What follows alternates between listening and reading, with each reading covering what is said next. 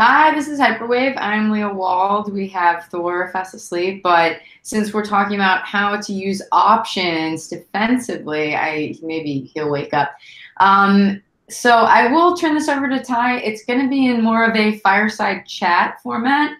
I am going absolutely. I have never studied options. So if you guys have any questions, I'm going to be. You guys may know much more about options trading than I do.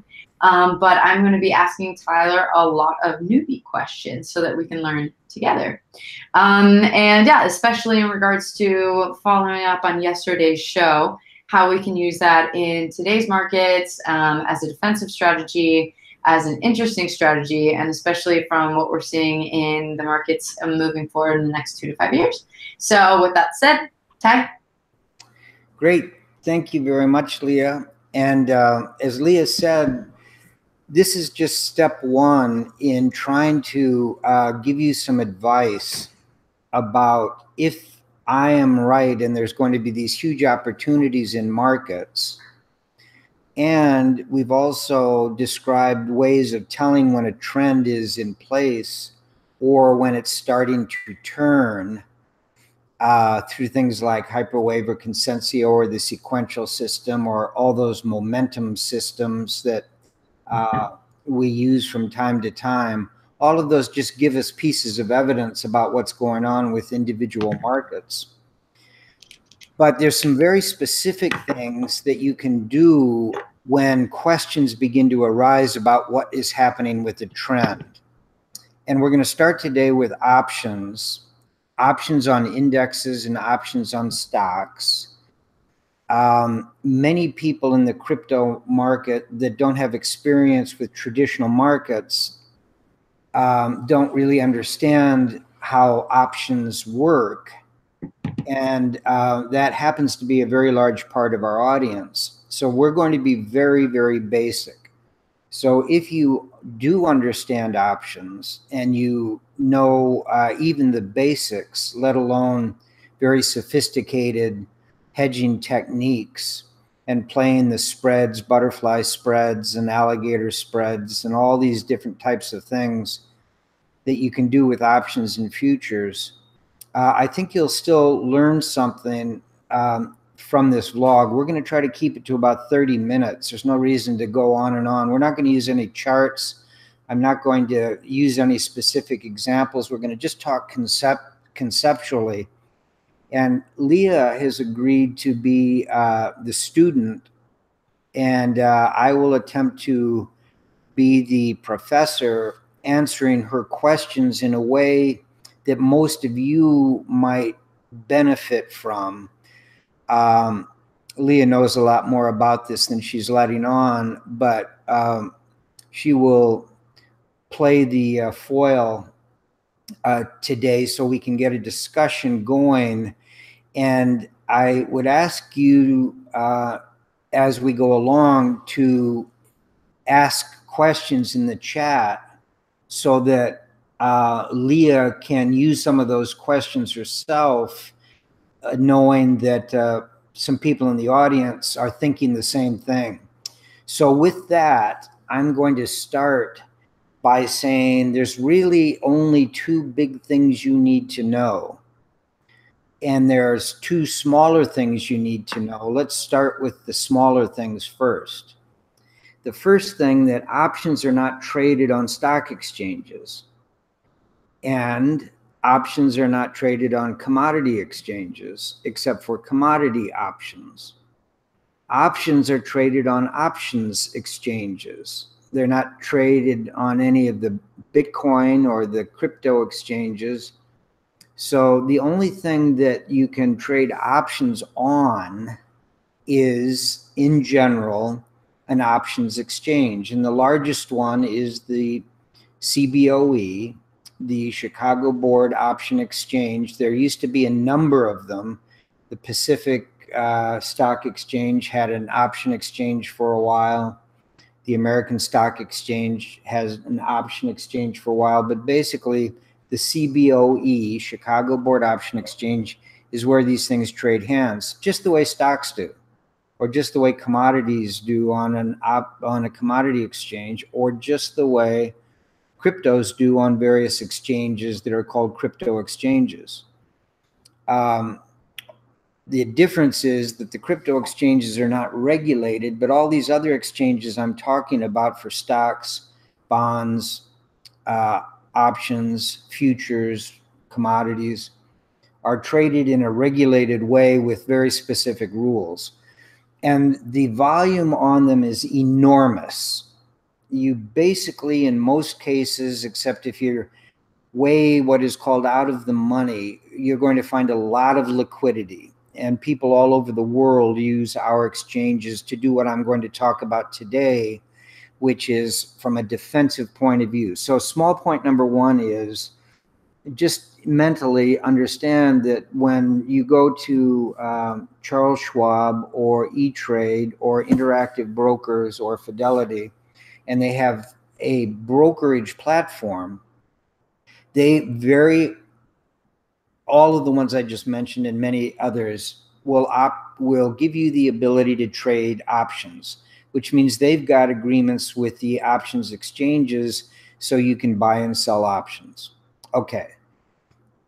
Number two is, small number two, is these things called options have a very interesting characteristic. And as we get into the details, you'll see what I mean by that. If you buy a stock, 100 shares of IBM, you can have them send you that stock certificate and you can put it in your safety deposit box. And 50 years later, it's still there and you still own it. Or you can leave your stock that you bought with the broker, with Schwab or E-Trade or Interactive or Fidelity or any of 1,000 other ones, and they'll hold it for you, and it's guaranteed by various things that the government and the regulators have made sure that this is a sound place to keep your piece of paper. Options don't work that way. Options all disappear. You buy one, and in a certain period of time, it disappears. It's no longer there. At a point in time, you've got to make a decision what you want to do with it, because the next day or the next hour after the closing of the particular option you had, it's no longer there. It disappears. Forces you to watch it, and it forces you to take action. So those are the two things I wanted to point out. One is they trade on exchanges. And the second thing is this is unlike anything, unless you've been exposed to it before, that you've ever heard about or thought about, other than hearing people talk about options. And if you watch CNBC, you can watch the Nigerian brothers get into a lot of detail about options. And unless you are really an expert, you have no clue what they're talking about. I consider myself an expert. I've been trading options since the 1970s, and half the stuff they talk about goes over my head. So there's a huge range of knowledge having to do with options. Okay, that's just the preliminary to kind of shake my student up a little bit, because now she has no idea what I'm talking about. So let's go to the two big points, and this will start our discussion. The first point is, one option group is called a call, C-A-L-L. The other option group is called a put, P-U-T. And you've heard that both of those terms thrown around a lot, but they come from the option world. And let me just quickly define it. A call means that you have just bought a piece of paper that gives you the right to buy a security. Let's use IBM, just because everybody knows IBM, or let's use Facebook. That's a good one nowadays. If I buy a call on Facebook, that means I have the right for a period of time, and that can be a week, a month, 2 months, 6 months, a year. There's long options that go out 2 or 3 years, but let's just keep it simple. let's say a 3-month option to buy Facebook. So this piece of paper tells me that for the next 3 months, going to the third Friday of that month in which that piece of paper will expire, it's always the third Friday of the month that the option was issued in, I have the right to buy Facebook at a certain price. And Facebook's been all over the place. Let me just use a number of $200. So if I buy an option call today, I have the right anytime to turn that piece of paper in or to actually buy Facebook at $200 between now and the expiration. Let's pick a month. Let's call it December, which is about 5 months away.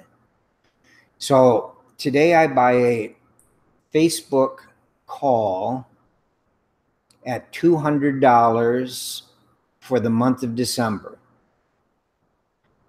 So let's say that Facebook is trading at $180 right now. Why would I buy the right to buy this at $200 if I could buy it at $180 just by buying the stock itself today?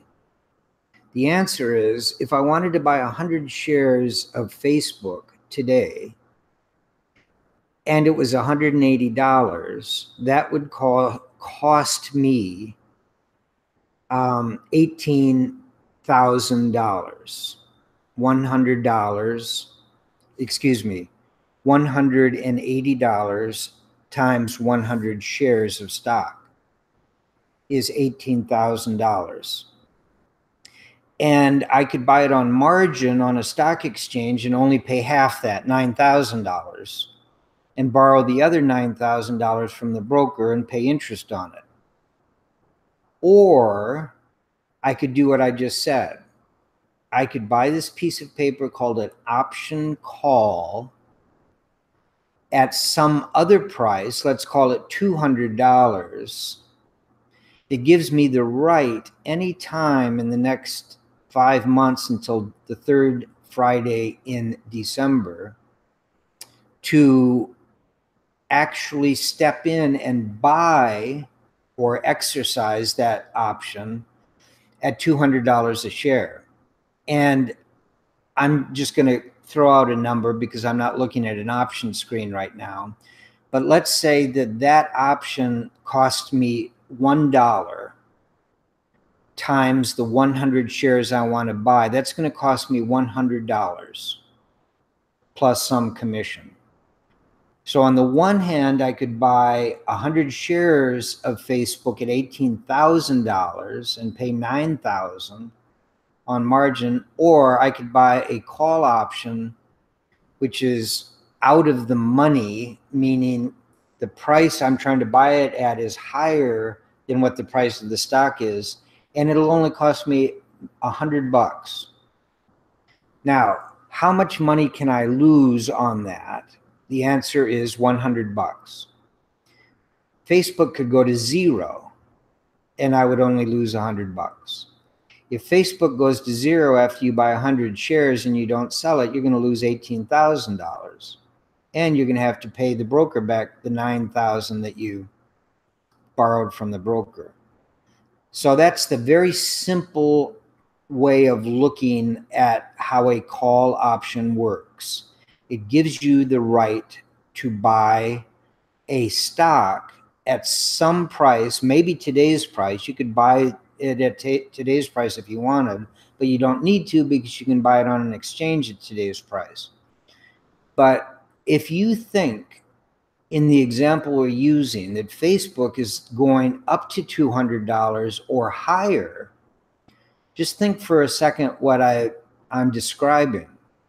Let's say in the next 5 months, Facebook goes from a price that I'm guessing is 180 because I'm not looking, $180. Let's say it goes up to $210 in the next 5 months. You have the right to buy that stock at 200. So let's say it hits 210 in the month of September sometime. You can step in there and you can say, I want to buy, use my piece of paper that I paid $100 for, and I want to buy that stock, Facebook, at what you promised me, $200. Well, it's selling at 210, and you own 100 shares at 200. So at that moment in time, your call option is no longer out of the money, it's in the money, because you paid less than that price or the strike price at 210. So what is your option worth? Well, it's worth the $10 profit that you have between 200 and 210 times the number of shares you have, which is 100 shares. So you've just got a profit of $1,000. And what did you pay for it? $100. So you've just made a 10x trade on a move between 180 and 210 on the price of the stock, which is $20 on 180, which is 1/9, which is about what, 13%? So the person that bought the stock made 13%, and you made 1,000%, 10 times. Okay, so that's what a call option is, Leah.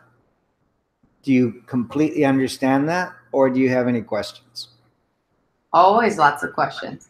So you said out of the money, in the money. Isn't there at the money? Exactly. At the money for Facebook, if it's trading at 180, is 180. And there are 180 calls that you could buy today.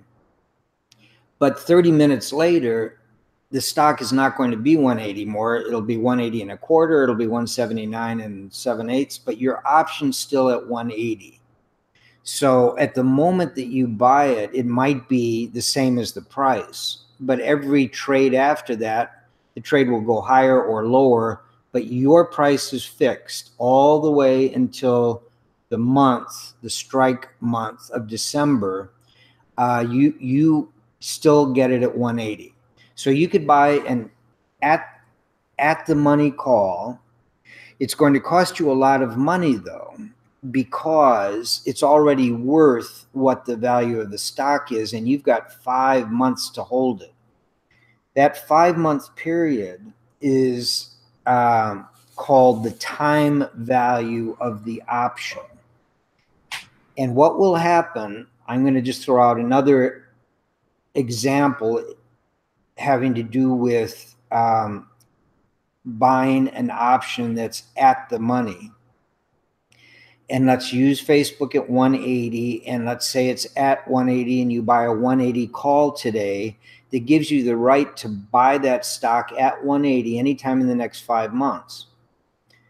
What will happen is if it just sits there at 180 and never moves all the way for the next 5 months, which it will never do, but if it were to do that, what would happen is whatever you paid will slowly every day, every week, every month go to zero, because the time element is disappearing.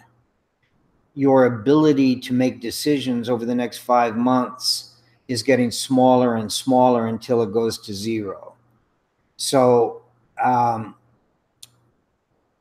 let's take the other two examples you used. One is called in the money and one is out of the money. I gave you an example of the out of the money option call, where you're trying to buy the stock at a higher price than it's trading right today. In other words, the price that it's trading at today, you are only going to buy a call option that is higher than that price. That's out of the money. The other example, and I use the example of $210 or $200, $20 out of the money. You can go to your Fidelity or your E-Trade or your Interactive Broker account, go to options and just pick a stock and pick Facebook if you want. And what they will list under calls is all of the strike prices and all of the dates. So if you want to look at December, it will show you, here's what you have to pay at this moment to buy a December 200 Facebook call.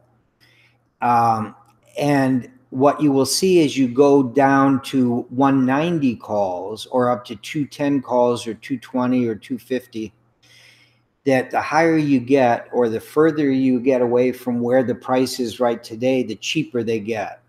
All of those options start dropping in price very quickly in terms of what you have to pay. Why? Because the probability of the price going that high gets smaller and smaller and smaller. So that's the definition of an out of the money call. And the other example you just used is the in the money call. Let's take Facebook trading at 180 right now. And let's say you wanted to buy a 170 call. In other words, you are only willing to pay $10 less than it's already trading at. What is the immediate value of that option? And let's say that it expires tomorrow. Not in December, but tomorrow. So here's the example. Facebook is trading at 180. What is the value of a 170 option at this moment? How much would you have to pay for it if that option expires tomorrow? You want to take a guess at that? The answer is $10. Why? Because that piece of paper gives you the right to buy the stock at 170, but it's trading at 180. So if you were able to buy the stock at 170 at this moment, the option would be trading for $10 times the 100 shares the piece of paper lets you buy.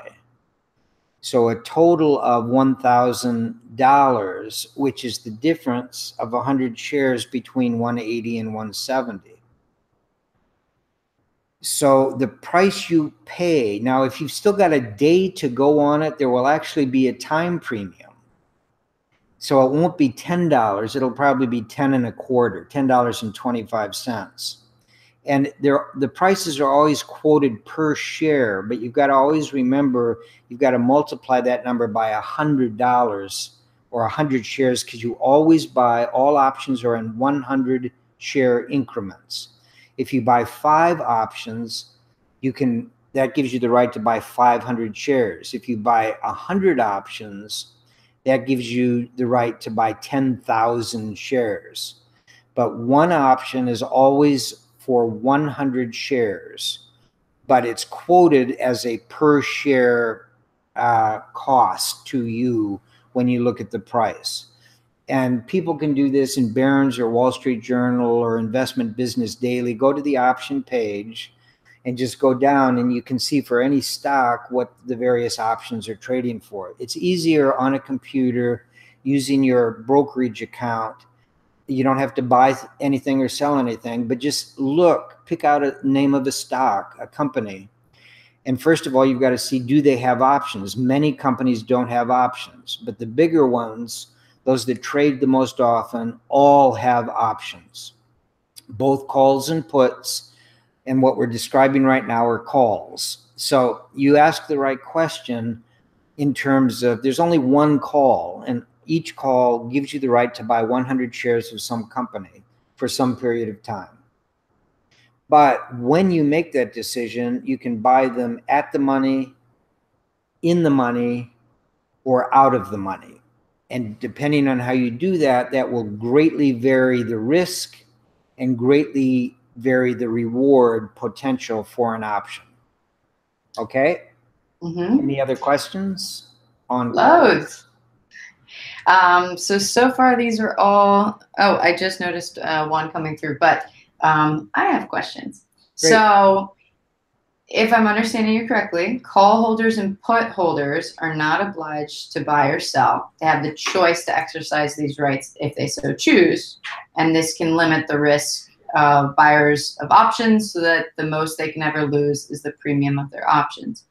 What's the difference from that to call writers and put writers, as it seems as if they are obligated to buy and sell and therefore have potentially unlimited risk? Not really, but we aren't going to get into option writing today. Okay. We're going to talk about buying and selling puts and calls. Okay, then I got other ones for you. Yeah. Okay. So more on that. Well, just more of a basic one. Just why would an investor want to use options? Well, in the example I gave is all of the reasons in one.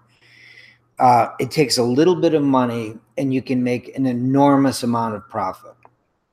Far, far more on a percentage basis than you'd make actually owning the stock. There is limited amount of downside. It's only what you're paying when the moment you buy that option, that's all you will ever be obligated to do. That's buying a call. We will get in other sessions into a lot more sophisticated things that are very, very risky, but this is not one of them. You know exactly how much you can lose, and it's usually a very small number relative to the amount of stock that you're actually in control of. So it's a way of capturing the upside of the stock, just the upside, without having to put all the money in to buy that stock. Think of a call option as the ability to only take the difference between where it is today and where it is at some future date. And you just have to pay a little bit of money to get all of that profit if you're right and the price of that underlying stock is going to go up.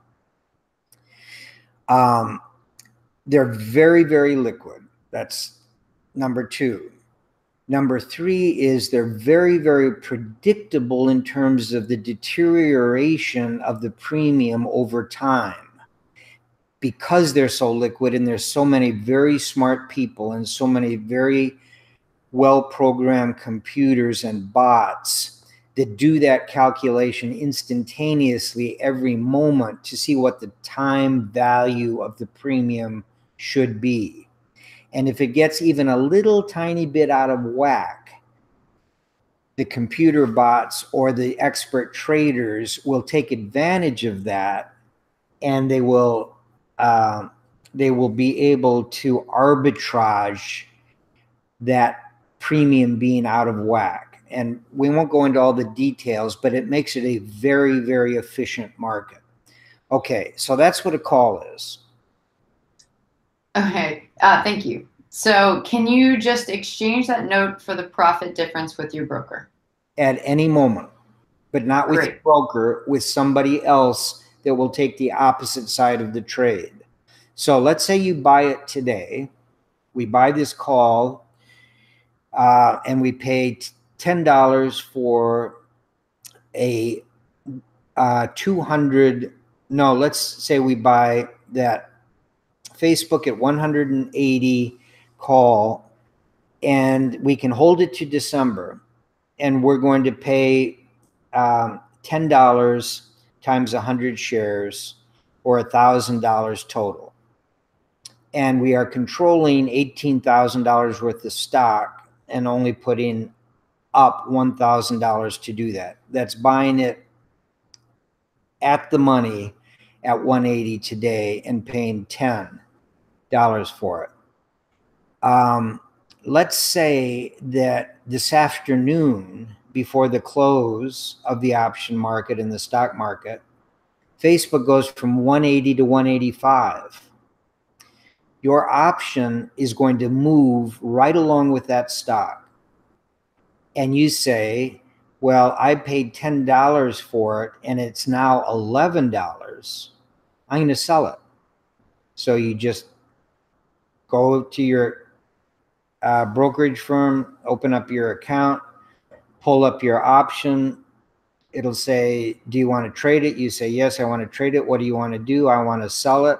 I want to sell one option and I want to sell it at the market. It's trading $11. You get $11.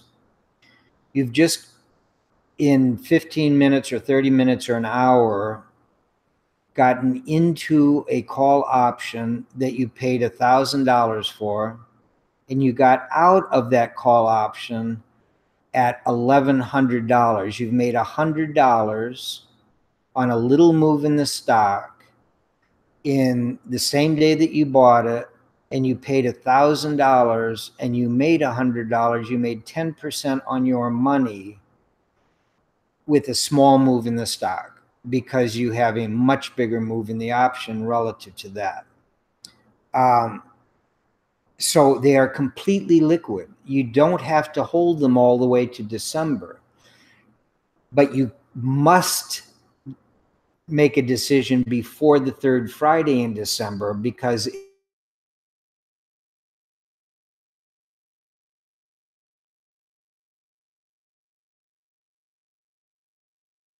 Tyler, I think you're muted. Live chat, if he is, can you guys tell me as well? Keep talking, Tyler, and then I'll let you know. And I got your guys' questions. No audio, Tyler, yeah. No sound. Muted. Oh, thanks, everybody. Yeah, really, really good questions that you guys just sent in. Thanks. So as soon as we get Ty back, we'll get those. We'll get those for sure. Unfortunately, right now, you just have me. And Thor is so dead. He's like completely passed out. It's ridiculous. All right, the mic is sleeping. Tyler just signed out, and then he will sign back in. I want a cyborg. Yeah, I do look like a cyborg, seriously. But I think that I'll be able to get this off in like a week, 2 weeks. So it'll be awesome. I will give Ty like 2 more minutes if you guys can hang tight. There was also issues with Tone Showed this morning if you guys watched it. Oh, Ty? You're back in, but I can't hear you.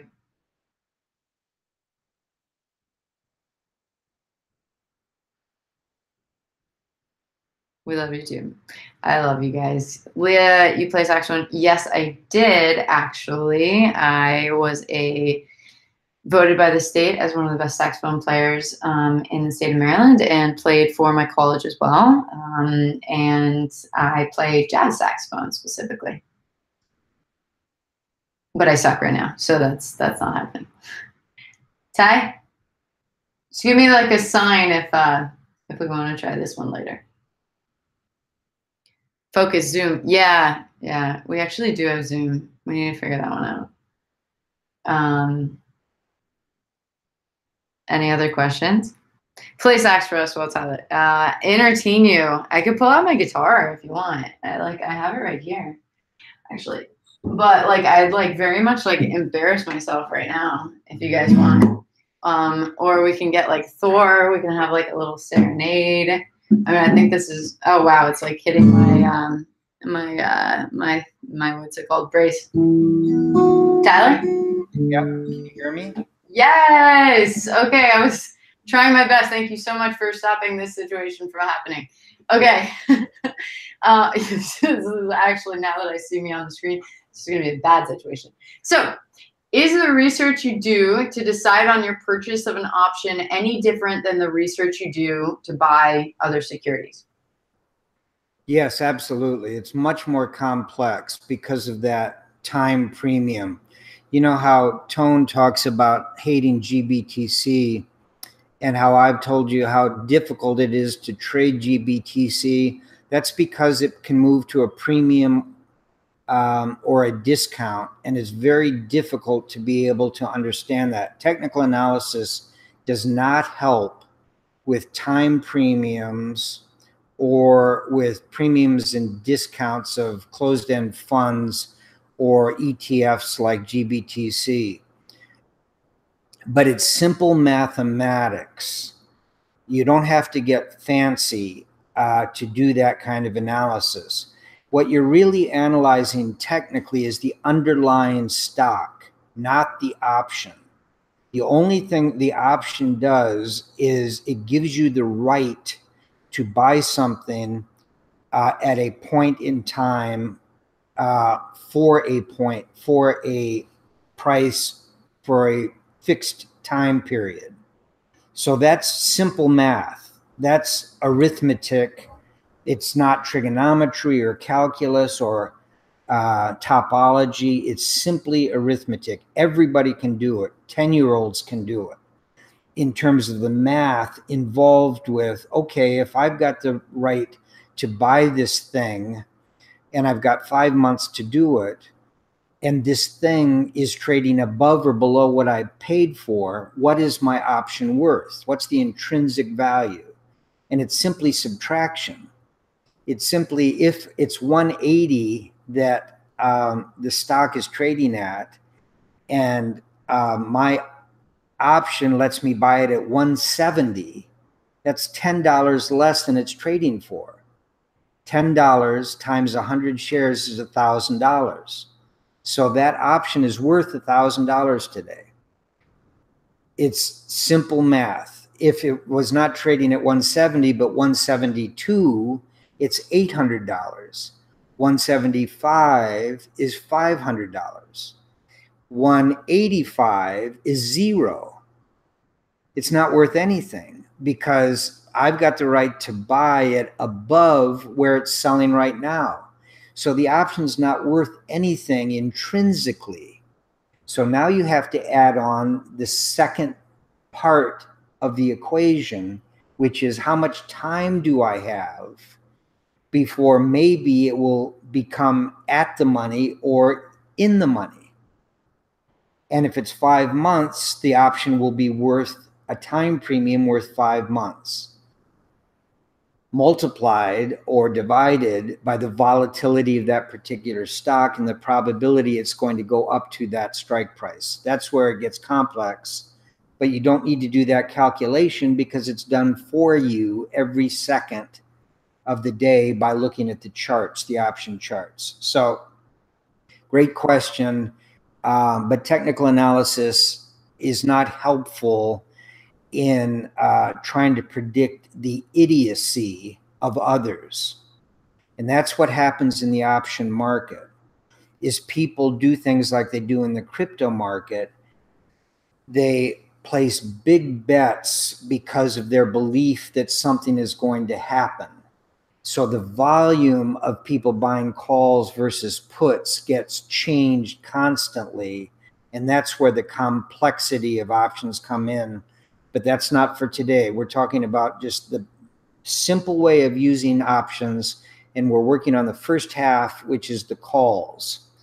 Now, I'm going to jump ahead and talk about the second half, and then we will be getting off shortly.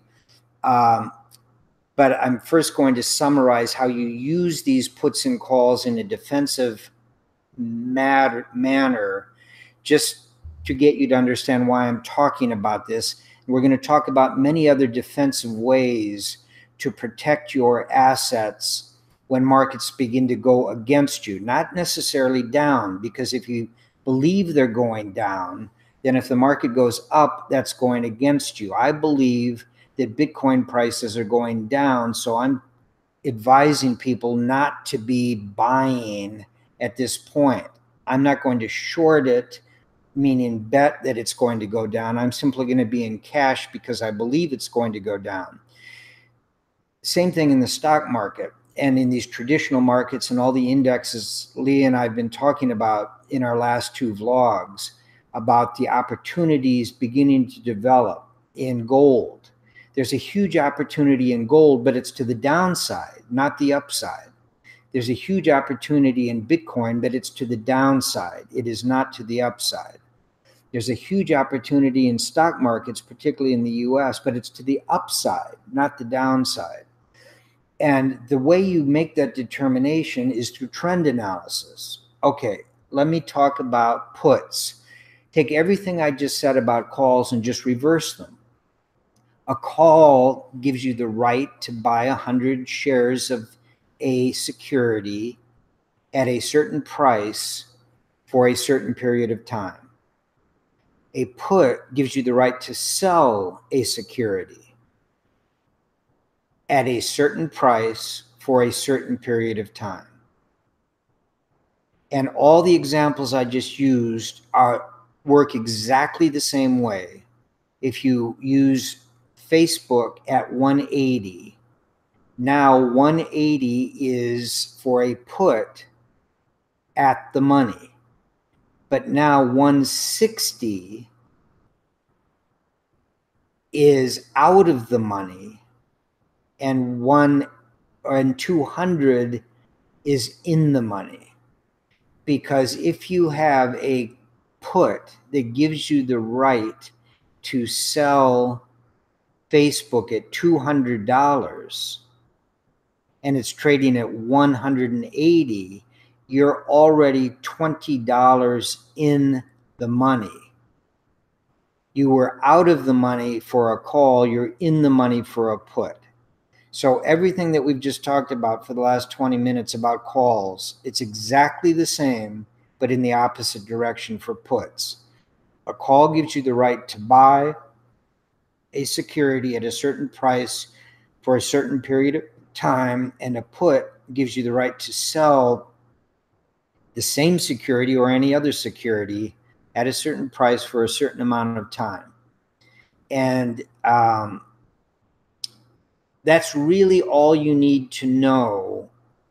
Go to your brokerage accounts, pull out a stock, look for the options on that stock, and then look at various times and prices. Look at the puts, and I'm hoping you're taking some notes. Look at the calls.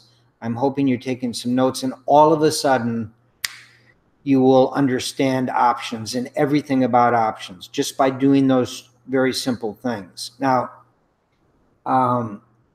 we wanted to talk about options because they can use to protect you in markets that are going against you without you having to sell your underlying securities or your indexes or your Bitcoins, because you can buy options, puts and calls on the CBOE for Bitcoins. So, and it works exactly the same way, but not with 100 shares, but with a certain amount of Bitcoins. But for stocks, it's 100 shares. Okay. Let's say that you had bought Facebook when it was $100 and it had run up to $200 before the announcement yesterday. And I know these numbers are off, so I'm just using round numbers just to give you an example. Pick any name of any stock and just use these basic numbers. Let's say you've got a big profit in a stock. In other words, you were right on the trend. Let's say it happened to be in a hyperwave and you understood hyperwaves, and so you bought this particular security. Facebook was in a hyperwave, still is, but we'll talk about that at another time. Amazon is in a hyperwave.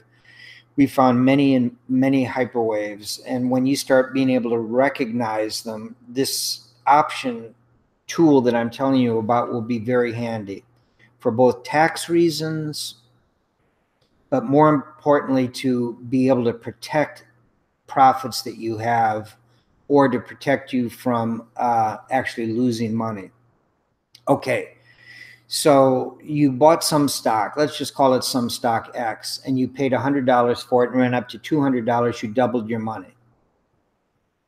But earnings are coming out next week, or in the case of Facebook, yesterday.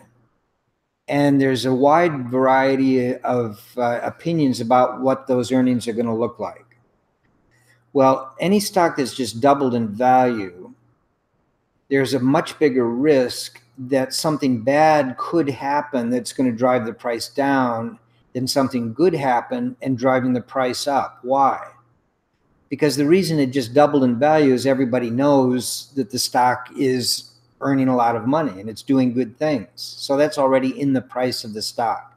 What's not in the price of the stock is a surprise to the downside. So in this example, let's say you just want to protect your 100 shares that have doubled in value. You paid $100 for them or $10,000, and now it's $200 or $20,000. You've just made $10,000. And let's say you did it in a short period of time, which means that you're going to pay, if it's not in a retirement account, you're going to pay a $10,000 short-term profit, which basically means you're going to get ripped by the IRS if you sell that. And you don't want to sell it because you think it's going to go higher after this earnings, not immediately after. You want to protect yourself. So all you have to do is you buy one put against your position that you paid $10,000 for, and you buy that put at something around where it's trading right now, $200, so that if the news is bad, the amount of money you're going to make on your put is going to be close to being equal to the amount that you would lose on your stock if something bad happens. Well, let's say something bad doesn't happen. Something good happens and the price of the stock does not fall, it goes up. You already know how much you can lose on your option. And guess what? It's going to be very close to what you're going to make on the price of your stock. So instead of you making money on your stock with a good news, you've protected your profits in case there's bad news. And it didn't cost you anything relative to what you had already made in your stock. You've lost the opportunity of making some more on your stock if you hadn't done this trade. So it's a defensive measure to protect your assets at a point in time for a period of time, and it costs very, very little money to do that. And the flip side is if you had bought a call, if you had bought a call against a short position that you were already in. And what we're not going to talk about short positions or inverse ETFs or mutual funds. We will do that tomorrow or the next day on another defensive way of protecting assets in a trending market. And then we will start going into much more detail about how to use these with actual examples. We'll pull up my brokerage account and we'll look at actual options and start doing some analytics.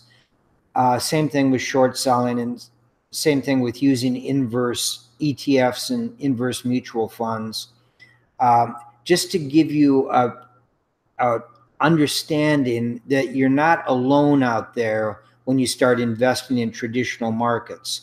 There are ways to protect your assets and your trade and the trend that you are in.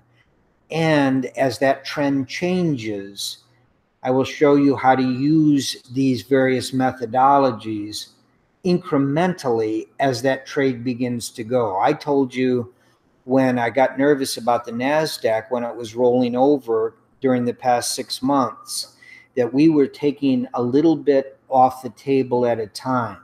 Well, I've just given you 2 ways of doing that, using puts and calls without actually touching your stock, without actually having to do anything to lighten up. You can do it by using very small amounts of money to protect portions of your assets as a trend is changing. Okay, I'm going to turn it back over to Leah. See other questions having to do with puts or options in general, and what I meant by using it in the defensive fashion. So any questions you have personally or that have come in? Well, we're almost at an hour. So maybe we do a second vlog about this and go into more minutia, granularity, or What are your thoughts? Absolutely. I think that's a great idea. We don't want to keep people today. I just wanted to introduce the topic and let you know that it is not as complex as you think it is. It might sound it. So I'm going to keep it simple as we go through this. And we will set up another one on short selling. We will set up another one on inverse funds. And then we will come back and go through the options in much more detail. So that would be great.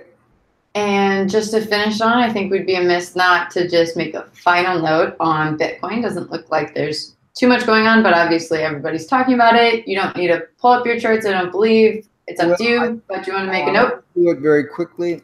Great.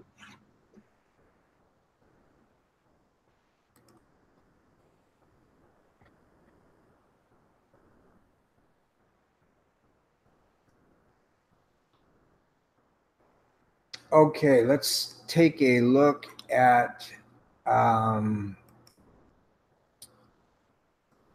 this is the last 6 hours, or these are 6-hour bars. We'll look at 4 hours because we have the big sell-off about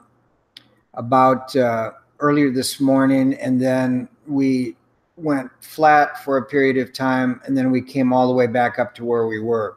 So net, we have not really moved from all of this action from the $8,500 top, $8,497, over the last.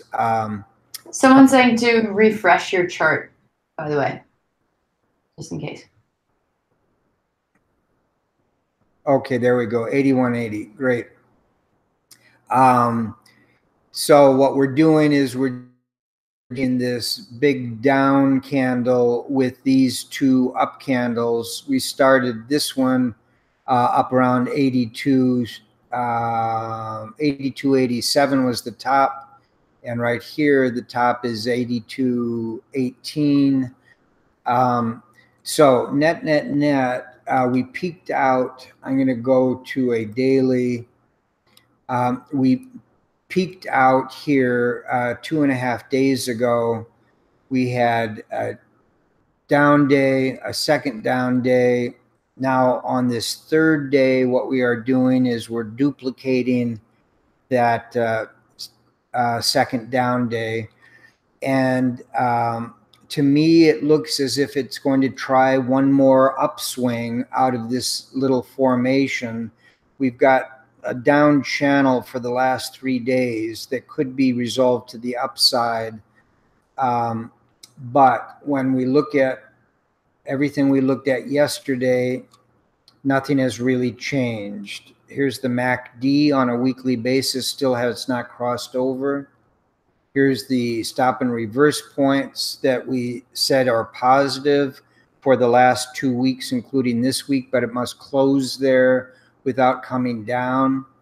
The Bollinger Bands pulled back on that earlier period that I showed 8 hours ago, but now it's moving back up again. It needs to close the week above the middle line.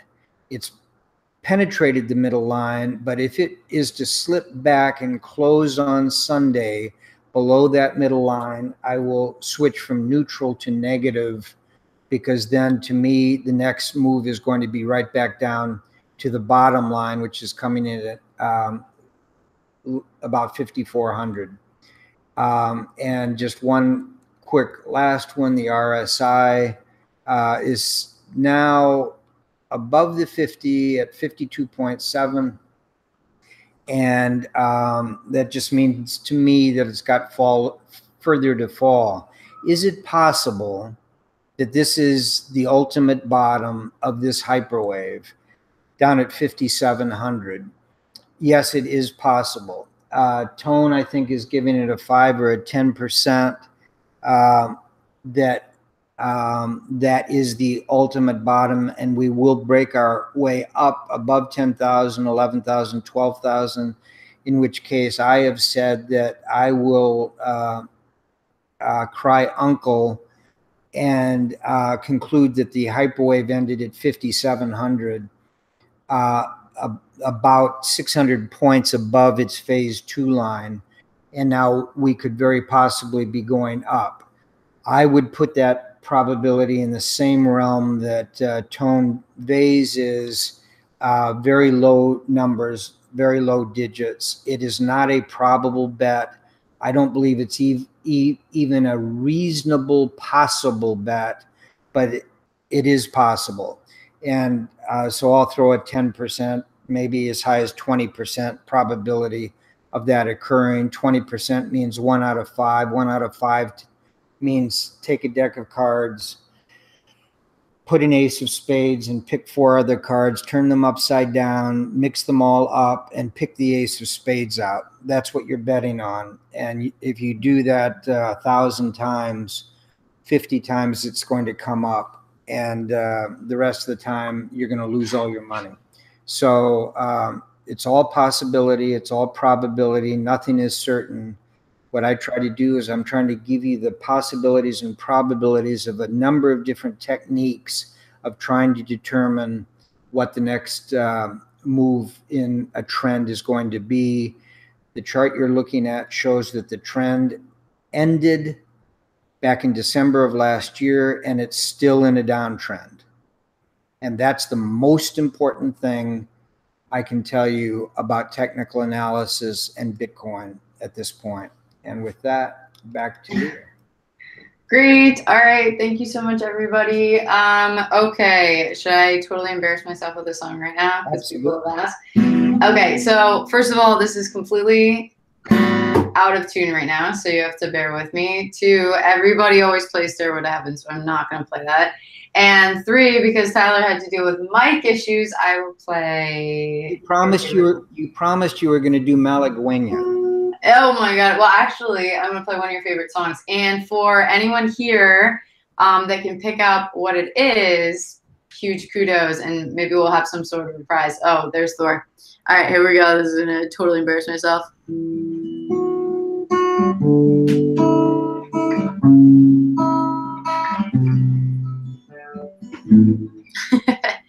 I don't know if this is a good idea.